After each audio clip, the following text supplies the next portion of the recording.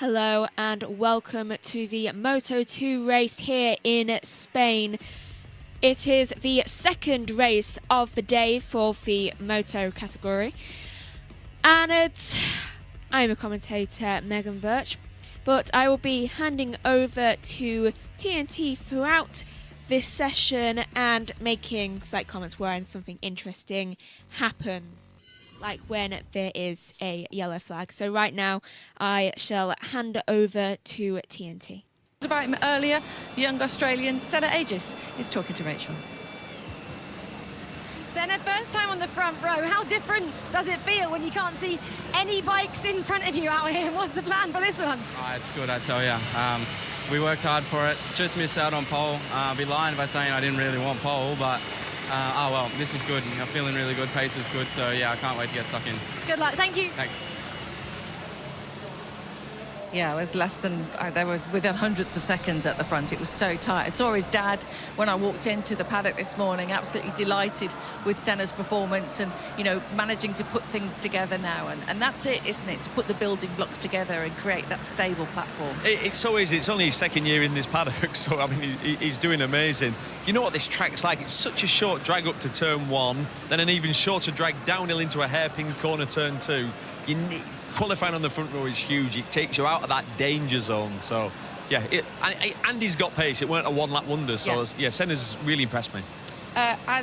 Sylvain's been impressed with Barry Baltas, Big Bad Bazza, going from the second row, and Rachel's got him now.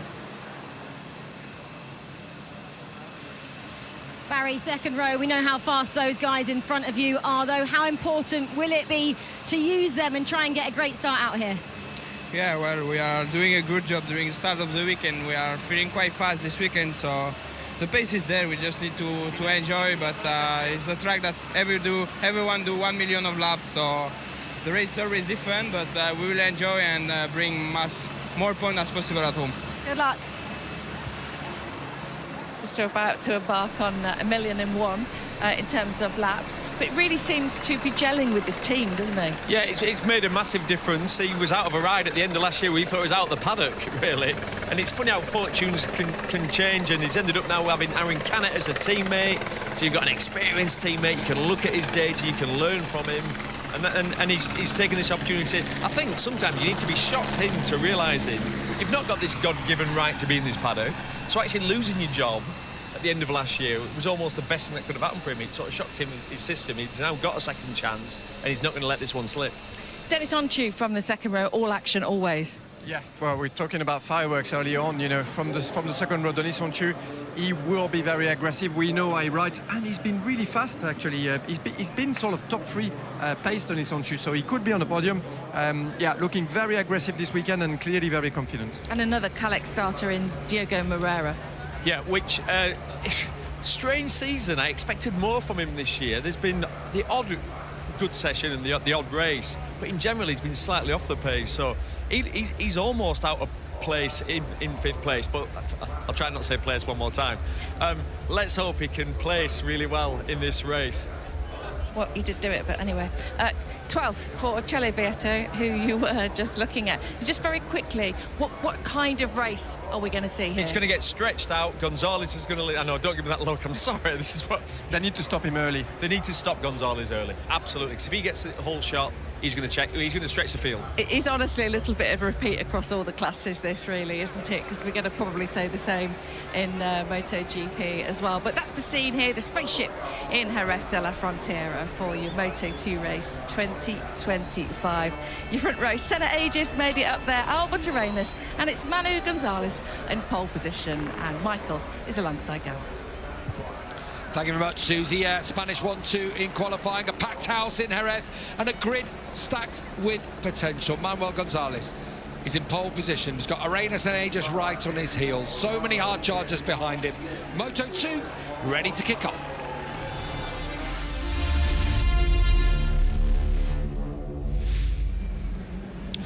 Welcome to a sun-soaked Sunday here at Jerez, where the Spanish stars have already risen to the occasion. Is there more to come now as we go in Moto2 with Manu Gonzalez scorching to a 4th pole position of 2025 with Arenas and his teammate Australia's Senna Aegis alongside him. Behind him, Barry Balters, Diogo Moreira and Denis Onchu line up. There's Aaron Canet, the championship leader, heading into this one, 10 clear of Gonzalez. He's got David Alonso, the Moto3 champ, alongside him, and Jake Dixon, so that's a stacked 3rd row of the grid.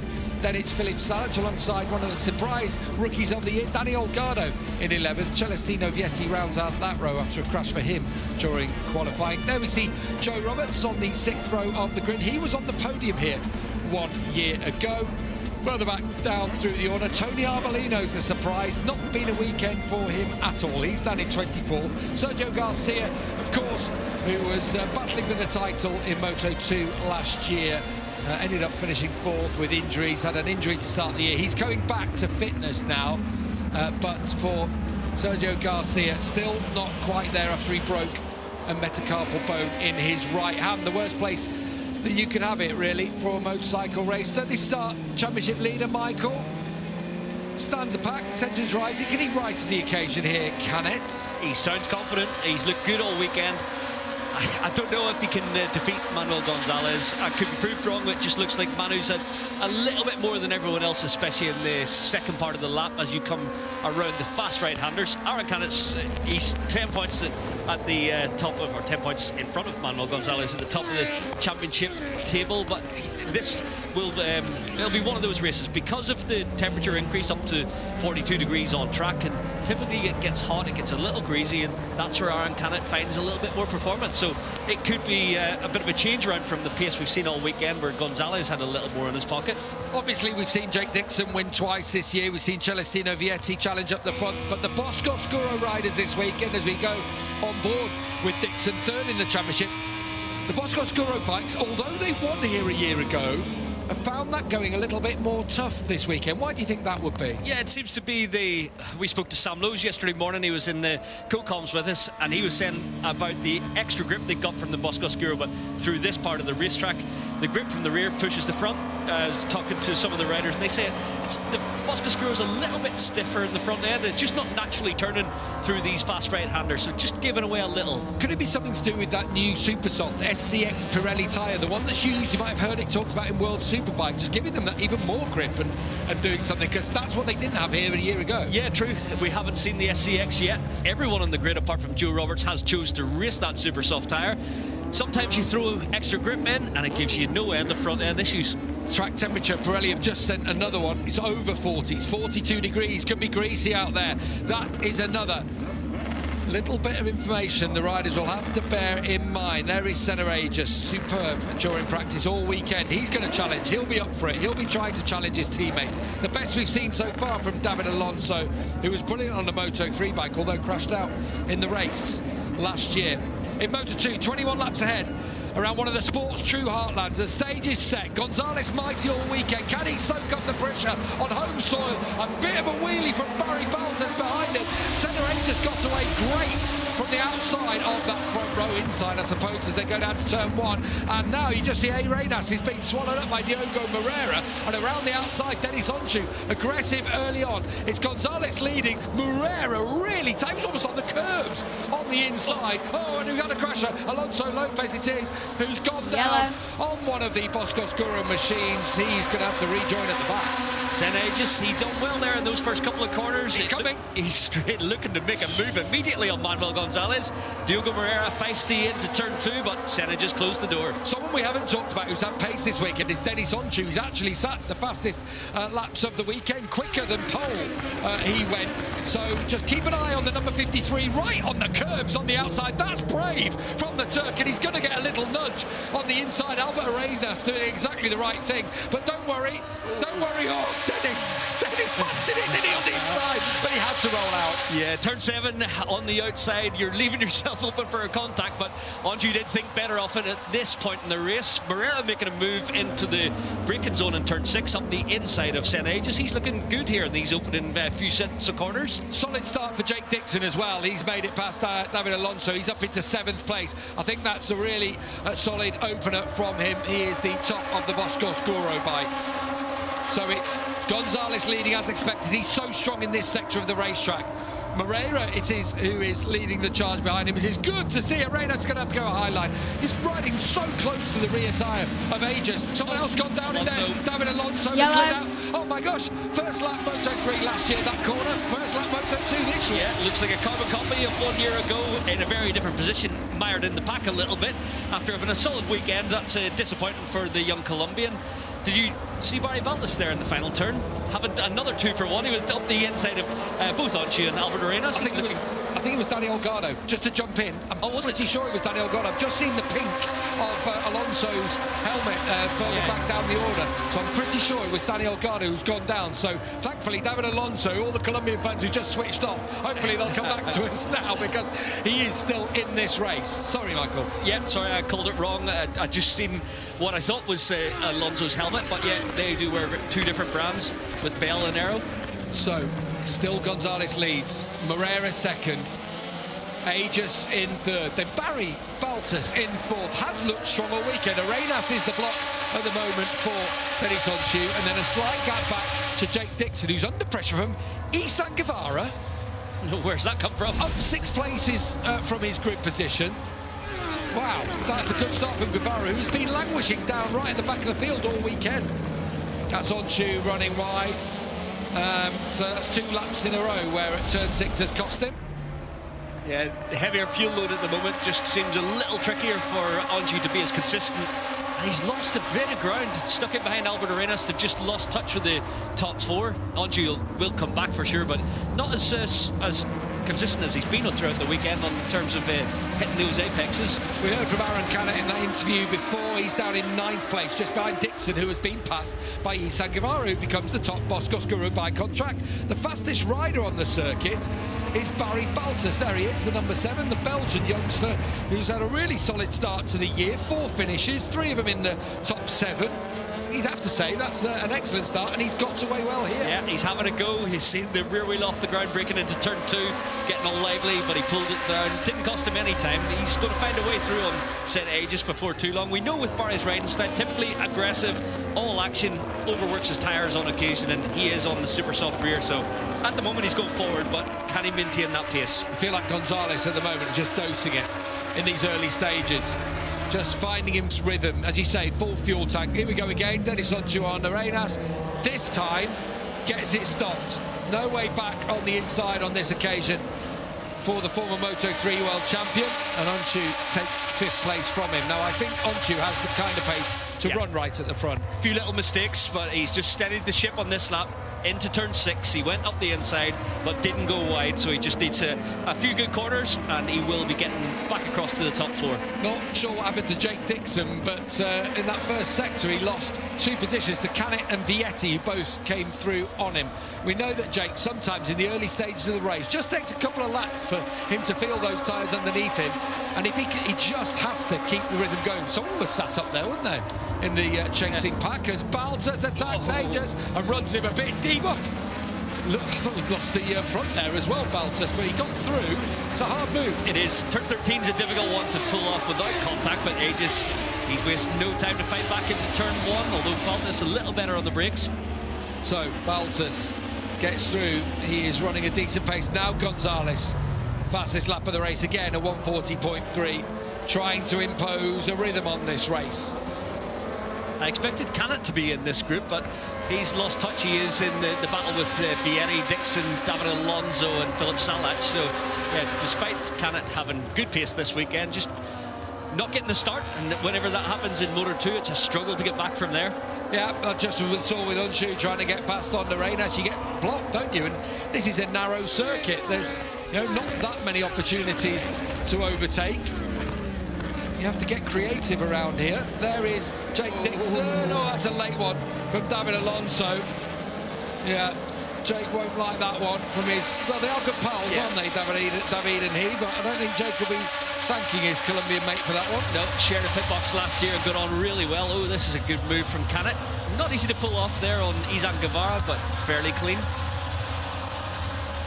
In towards the stadium section, and now Philip Salac is on the back of Dixon's bike. We heard on the grid that they were trying something on the sighting lap.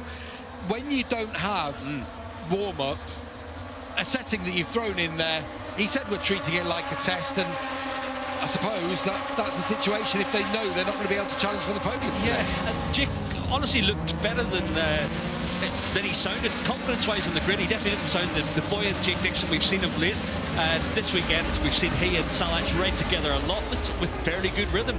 We talked about it, we said the race pace is going to be 40.5 to 41.0, and well, it's actually maybe even a little bit faster at the moment than we thought, because sometimes it drops into the 41, so the front group are moving here.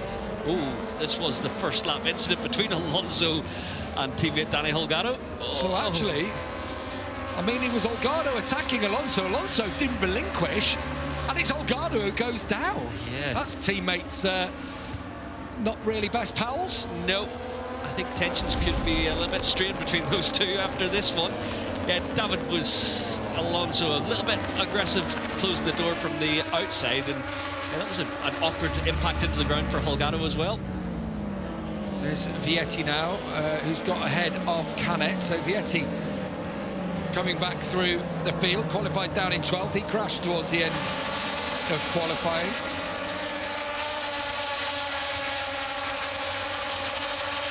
At the front, Manuel Gonzalez. The problem is they haven't been able to show him a wheel, and I'm slightly ominously worried that they won't be able to. The gap is just going up a couple of hundredths here, a couple of hundredths there. Moreira's doing everything he can. He's always gone well around here, Diogo Moreira. There he is, the Brazilian. But unfortunately, hasn't got the pace to match Gonzalez. The people I thought were the pace, Baltas was one of them, Onshu another one. Yep. Canet was another one. And obviously, Senna Aegis is the one I thought Yellow might be flag. right up there. But what we have seen with Senna is letting the race come to you. Yeah, I didn't see the closest challenger in the early going in this race being Moreira, Sector but he's up his game today. I think Senna he'll dose it out, manage it quite well. One of them's Guevara and Alonso, have gone and down, it's it looks the other like. one. So Izan Guevara and David Alonso. We've already seen Alonso in one scrap with his teammate. Now Right, it looks okay. like he and former Aspar rider himself, Guevara, have gone out at the final corner. That's a shame. Obviously, Izan Guevara having a better race than we've seen for him so far in Blue Crew Pramac colours, but he's lost his visor. It looks a bit dazed. It looks like a big one. So he's helped away by the medical staff. Let's have a look. It's Alonso on the inside. Wah. Face planted.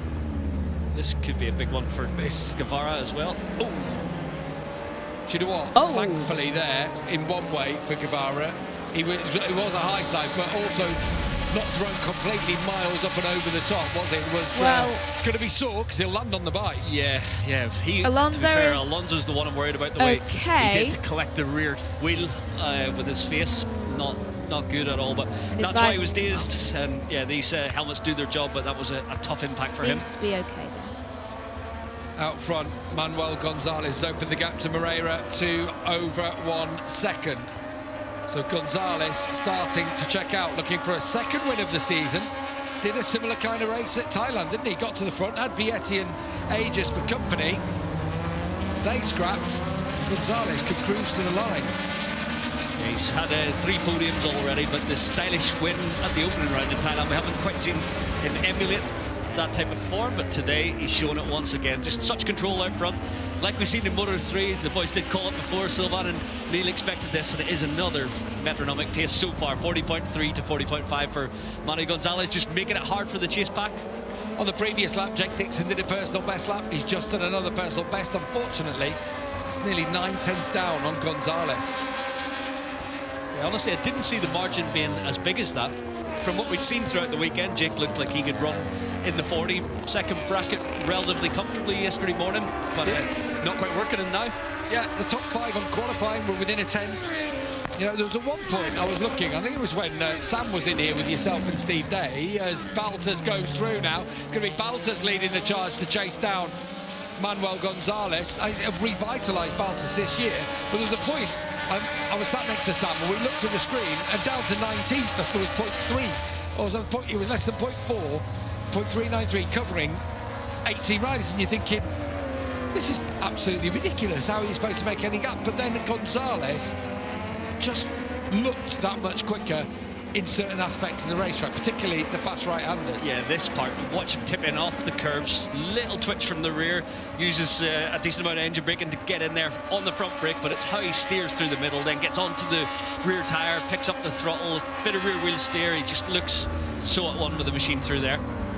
How will the SCX tyre, this super soft tyre that was originally planned as a qualifier effectively, or a raceable qualifier tyre, wasn't it, for World 2 back, but it's raced a lot now in World Supers. So how will that fare as the race goes on a greasy track like this? Yeah, with Pirelli, when the track gets a little bit hotter, as it has done today, up to 42 degrees, typically you want softer compound rubber, and it works a little better, holds its... it will drop. You get 2-3 laps of really good performance, then it drops a bit and then holds its performance pretty much to the end. So the riders knew that it would have to be, I think you have to be considerate of it in the early laps, but it will go the distance as long as you don't abuse it too much.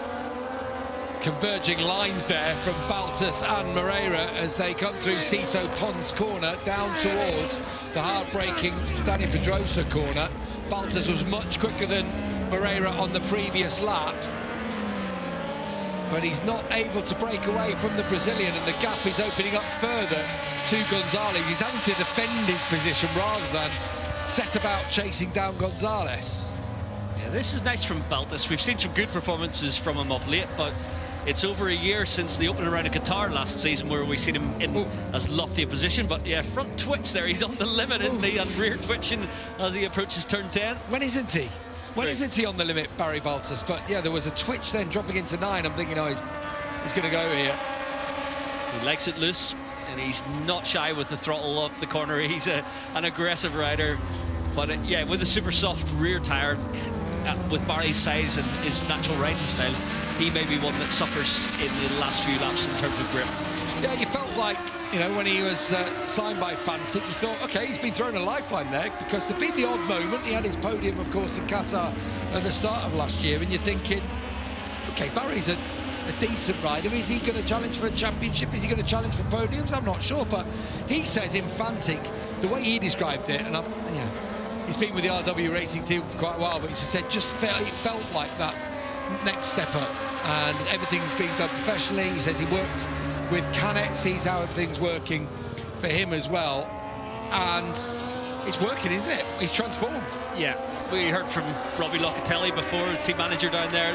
They run a slick operation, and got to say, full credit to the team. I wouldn't have seen Barry with these type of performances based on what we've seen last year at RW Racing, but he stepped it up, and he's delivering every weekend. He's been consistent from pre-season testing. As soon as he's jumped into the Fantic colours, it's worked for him, whether it is just base setting or the way of working inside the team, because the material's more or less the same as what he had at RW Racing. But yeah, he had a tough time last year. Home life and everything, a few issues, lost his mother, and yeah, it was a tough time, but he's bounced back and found a real home at Fantic Racing, and it's nice to see. He's one of the good guys in the paddock. Senna Aegis is just starting to turn up the wick. He, Onshu and Arenas are quicker than both Baltus and Moreira. In fact, their pace is quicker than Gonzalez out front. Dixon and Salach also with personal best laps, but it's Aegis I think we need to be looking at here, Michael. Yeah, Senna's something, Andy. He did sound confident when I spoke to him over the weekend. Bike's working, he knew what he could deliver here today. And I think Senna always lets the race come to him a little bit. The two in front typically, well, historically I want to say, they do sometimes lose a little bit of pace in the latter laps, so maybe this could be an opportunity for Senna to stand back in the box.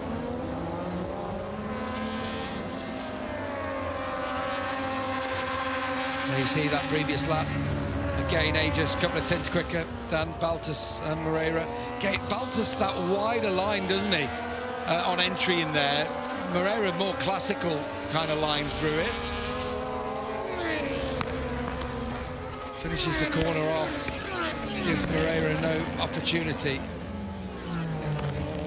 Moreira's like a throw it in hard on the brakes, and deep on the brakes. He's deep there, a lot loaded into the front tyre.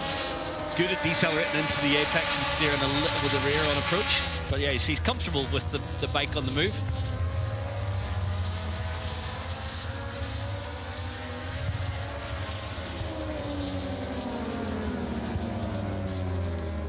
Belgium's Barry Baltus in second, Brazil's Diogo Moreira in third, Australia's Senna Aegis in fourth, Turkey's Deniz Oncu in fifth. It's good to see a few other nationalities up and in the mix at the front, isn't it? There's Italy's Celestino Vietti from the Valencian-based and born Aaron Canet. Yeah, the 100-odd thousand fans that have turned up today, the majority do want to see a Spanish flag on the top step of the podium and the anthem ring out around here. Manu Gonzalez could make that happen, but yeah, as you mentioned, it's nice to see a lot of different flags waving with pretty much the entire group there down to Arenas again. It has been a bit of a Spanish domination this weekend across the board, so yeah, there's a good representation up in there. And it's Dixon in 9th, Salac in 10th for the UK and for the Czech Republic. Joe Roberts for the USA in 11th. He's made good progress. He's ahead of his Andalusian teammate Marcos Ramirez. Huertas, the World Supersport champion, is there in 13th. Dutchman Colin Fyatt in 14th, and then a gap back to Tony Arbolino, last point scoring position in 15th spot. Yeah, it's funny, I was watching Red Bull rookies this morning and I thought, you know what, there's a lot of diversity in terms of nationalities coming through the junior ranks at the moment. It is dominated predominantly by Spanish and Italian, but yeah, you look this morning, there was Americans up there, Argentinians, there was I can't remember who will end up at the podium, Malaysian, Indonesian up in the mix as well. Yeah, it's good to see that these junior talent systems are working and feeding fast riders from various countries around the world. Has it been a conscious decision, do you know, about the rookies to not necessarily go the straightforward Spanish route? I understand they got a Spanish female rider in Alejandra Fernandez who had a good ride. She pipped Lucas Brown, I think, to points today, and you know, not taking maybe the easy route and going for the big Spanish names. Is that deliberate, or is it just how it's worked out? No, it seems very deliberate. When you speak to the guys at Red Bull, they want diversity, they want opportunities to be given to underfunded nations in terms of their junior categories and their national championships. So we've got two Brits in there. We've got Sullivan Mounsey and Lucas Brown. I just mentioned the push from the Asian markets as well with Malaysia and Indonesia. And yeah, I think there's always going to be Spanish riders for sure. But yeah, they're always looking to see what other nationalities can be represented. Christian Daniel Jr., the American, took his first podium, didn't he? Yeah. Earlier today. That was really pleasing to see. He is a sparky character. He's been in Spain for a very long time, him and his dad. Yeah, they're both. I've loved speaking to his dad over the years in the paddock, and I'm pleased for him. I think Sasaki's had another crash this time at turn 1. Is that his third of the weekend? Yeah, I think so. Unfortunately, the nightmare continues for Ayumu this weekend. It's been a tough one. He just needs to box it off and get back on the horse in Le Mans. He's alongside his teammate. You know, he was alongside, should I say, Zonta van der Gerberg, so it's not, you know, the end of the world. Yeah, he's riding the same pace as Zonta. He's having a good run, but it's just been a tough one physically for him with these crashes. And mentally, the confidence does get sapped a little. Oh, a little twitch from Baltus from the rear tyre in the middle of the corner. So many already for Baltus, but it's like he quite likes it. You know, he's from Belgium up there. He always has Meta as the sponsor. He doesn't mind it loose, does he? Nope. Barry likes a bit of Supermoto. I was thinking we're talking Red Bull rookies. We didn't even mention the Aussie who won, Carter Thompson. No, of course, yeah. Good to see as well. So yeah, despite a long lap penalty as well. Ooh, that's tight between Vietti and Canet, battling for 7th, which seems strange, isn't it? Oh, that's onto the green paint for Vietti. That's that little wobble, and then on the green paint. So that's one to add to his list. Remember, you're allowed 3 track limits excursions. There's track limits at turns 5 and 13 you have to respect. You see them just on the inside here at turn 2, but that's just so you don't cut the corner. 3 of them, you get a warning. A 4th, and you're right on the brink. If you get a 5th, you'll get a long lap penalty.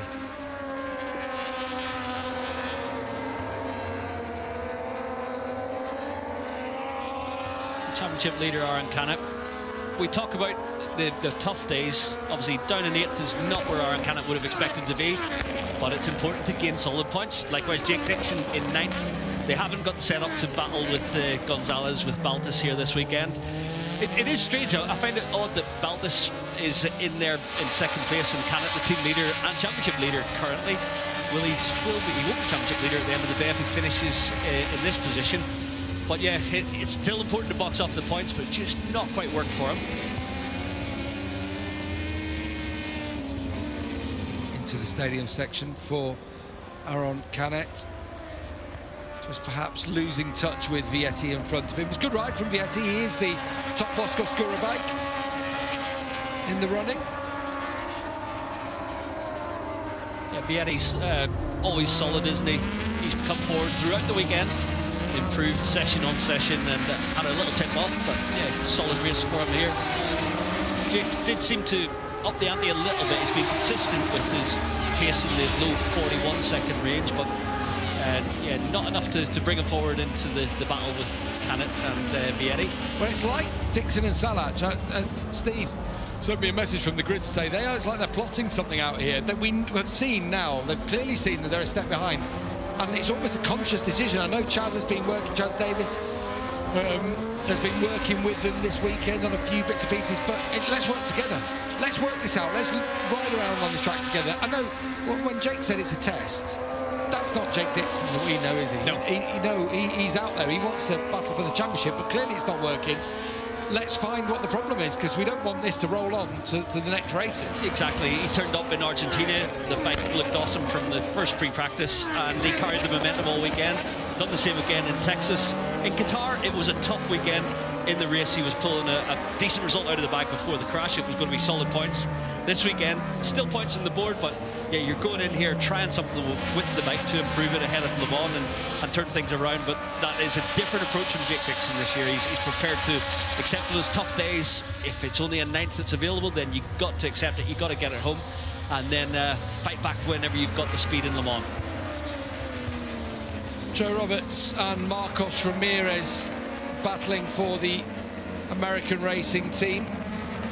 Ramirez, a local lad. He's got Captain Andalusia helmet, but I was expecting a bit more of the old Andalusian flag that we've seen from him before. Usually we do here, but this is a good ride for, well, two rookies together here, but the World Supersport champion, Adrian Huertas. This is the best performance for him in his short Moto2 career, only his 5th race. Up inside the points, being chased by Colin Fire, also a rookie. As we've seen from Fire, really, isn't it? We have seen him up in the points, if I'm not mistaken. Fire, yeah, he took 10th in the USA, 13th in Qatar. The USA, of course, was in damp conditions. Good to see the progress being made. Out of these three, I think Senna may have the more tire or more rhythm at this stage. He just looks, every shot I've seen him slightly more settled than at least Baltus. Moreira's perhaps got something to fight with, but yeah, Baltus just looks a little bit more on the move. Well, you can just see his bike there. Look at it. Look at it yawing down in, and again, Aegis, as Moreira did the same. This is the problem, though, isn't it? While they're having the problems, then it's just blocking Aegis in any path. So, talk to us now. What's Senna got to do from this position in 4th? He looks like he's got more pace. Yeah, he's got to find a way through. It's not as critical here in Moto2 as perhaps in MotoGP, where it's difficult to follow the bike in front. Your tyre pressure won't be growing it too much. It won't overheat, so you've still got grip, but he's almost in striking distance here of Moreira. It's got to be a pass maybe into the last corner, down into turn 6. But yeah, you've got to do it clean at this stage. Contact is not what you want, because then you lose even more time and it lets Baltus get away. So he'll have to calculate it, figure it out, and then decide where to pounce. Every time Moreira closed up on the brakes, Baltus has the exit speed. It's like he's rolling through the middle of the corners that bit quicker. That surprised me, because Baltus is normally one getting the bike sideways, but Moreira even more so. Yeah, you can see the accordion effect from the overhead shots. Senna coming in on the brakes, but then the likes of Baltus, because he gets it picked up a bit earlier and then fires it off the turn, it stretches back out. A little bit of pumping from Moreira mid-corner there through and out of turn 1. A reminder, Manuel Gonzalez, top left of your screens. We're just under 6 laps remaining in this race. He is leading by 3.6 seconds as Daniel Gardo makes it back to his team. maybe a little bit sore as he sits down. Still no update on David Alonso and Isan Guevara, but hopefully both okay. They have gone to the medical centre. Again, it closes up. Balta's making himself hard to pass. Moreira the same. Aegis just has to hope that in these final laps he's going to have that extra little bit of tyre. But at the moment, just not able to get close enough. No, actually, on this lap, I've just noticed a few little twitches from the rear tyre of Senna Aegis as well. He's pushing hard, but it's not quite got the grip maybe that he had a few laps ago.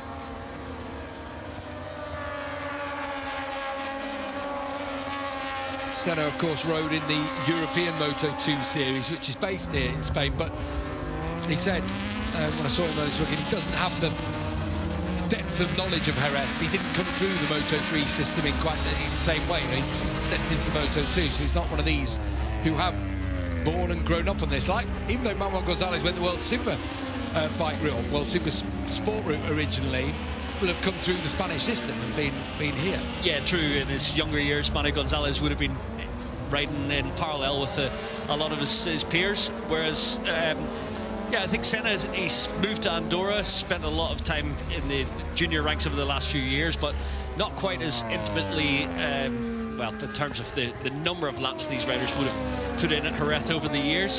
He's faster for this place though, but yeah, not quite as well versed. Right, let's have a ride on board with Manuel Gonzalez. Let's have a listen to him as he goes down to Dani Pedrosa corner.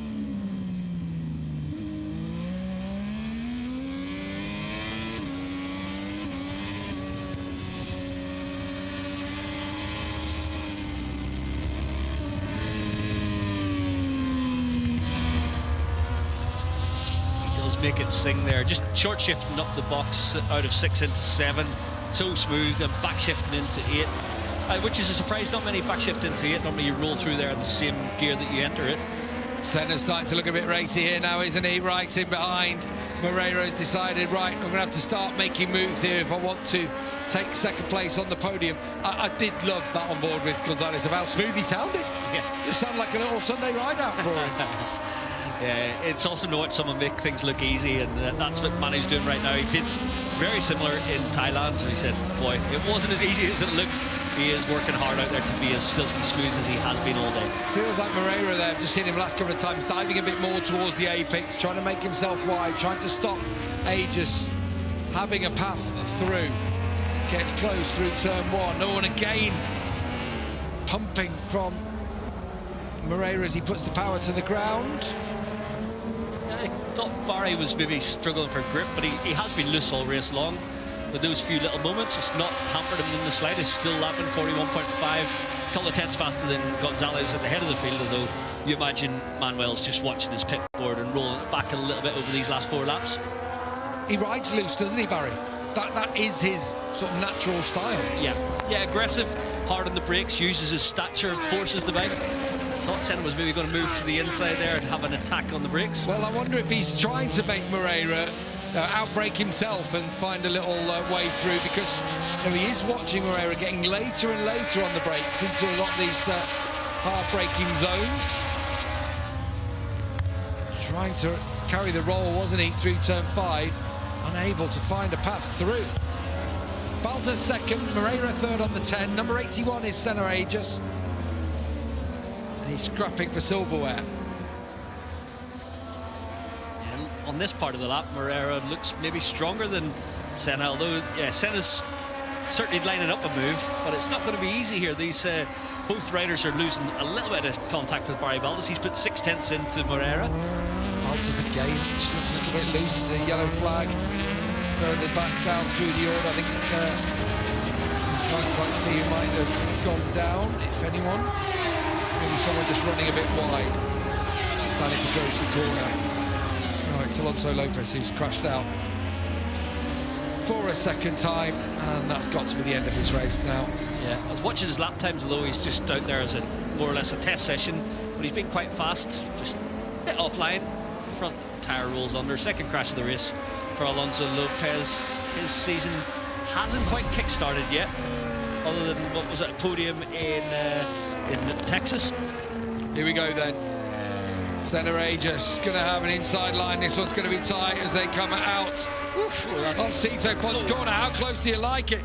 Diogo Moreira trying to force Senna onto the grass. That is brave from the Australian. It's brave and it's brilliant, Michael. Yeah, first class.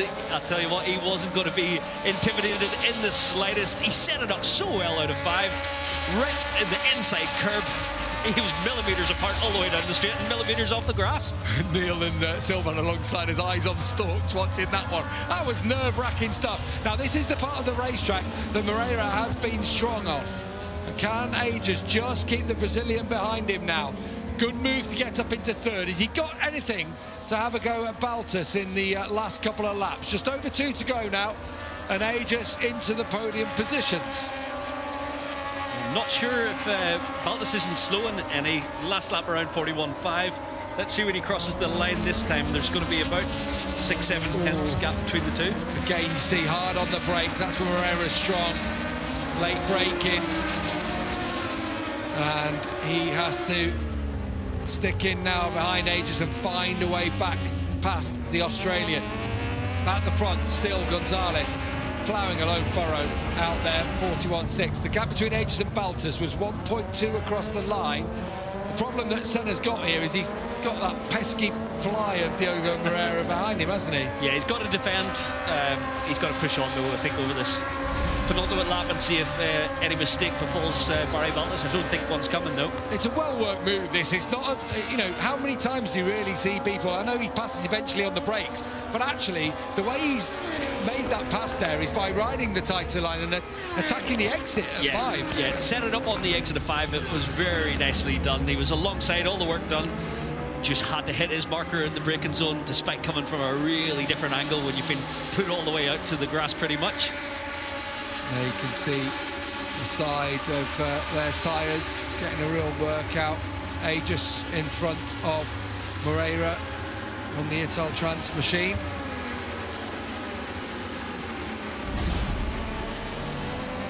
Oh, a twitch from Aegis as he went into the stadium.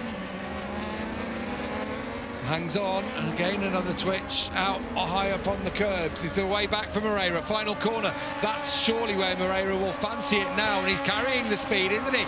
He's surely going to have a go, the Brazilian. Yeah, whether it's he is going through. I thought you might leave it for the last lap. Oh, it's a proper block past Park, isn't it? In the middle of the corner. And now watch Senna. Oh, I thought he was going to edge him to the edge of the racetrack there.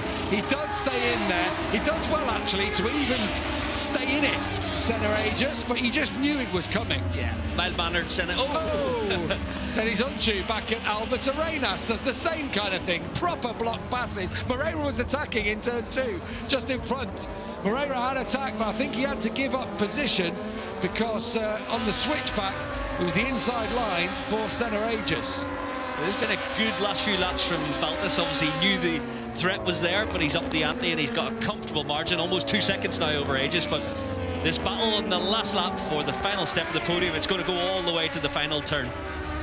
Well, that would be Barry Baltus' first podium since he took the podium in Qatar in the opening round of last year, but it comes off the back of 6th in Qatar, 7th in the USA, 6th in Thailand. Definitely things are looking up for the Belgian. It seems as though Aegis has finally been able to break Moreira. He probably won't know. And Moreira has got a little bit of a gap in front of him to close him down. But there's no doubt about the dominant force today. And he even lifts his leg to celebrate with the crowd. Yeah, a little signal to his fans out there in the grandstands. I was actually out there this morning. Marcos Ramirez was out running around the service road and the fans are going nuts for him. They support all the Spanish riders, but Manuel taking the victory here in style in front of the home crowd. This will go down well. A really good character is Manuel Gonzalez. Very straight, very neutral, isn't he? He's got this kind of aura about him of confidence and professionalism, and it has taken him to take victory for the 2nd time this year and reclaim the lead in the World Championship. If it all stays the same behind him. Barry Baltus back on the podium for the first time in over a year. Senna Aegis takes the podium for the 2nd time this season, another 3rd for him. Diogo Moreira is 4th, on to his 5th. Arenas 6th, and it's Vietti, Canet, James Dixon took 9th in the end. Ahead of Philip Salat rounding out the top 10. Joe Roberts takes 11th place from Ramirez, Huertas, Colin Fire and Tony Arbolino rounds out the point scoring positions. But a great day again for the Intact GP team. Yeah, another double podium for their duo. And yeah, good performance from Aegis, but unreal performance from Manuel Gonzalez. We expected he had the pace to do this, but yeah, it was another dominant display. More Spanish success here in Jerez. Manuel Gonzalez dominates to take victory in Moto2. We'll have all the celebrations and the reactions when we come back from the break.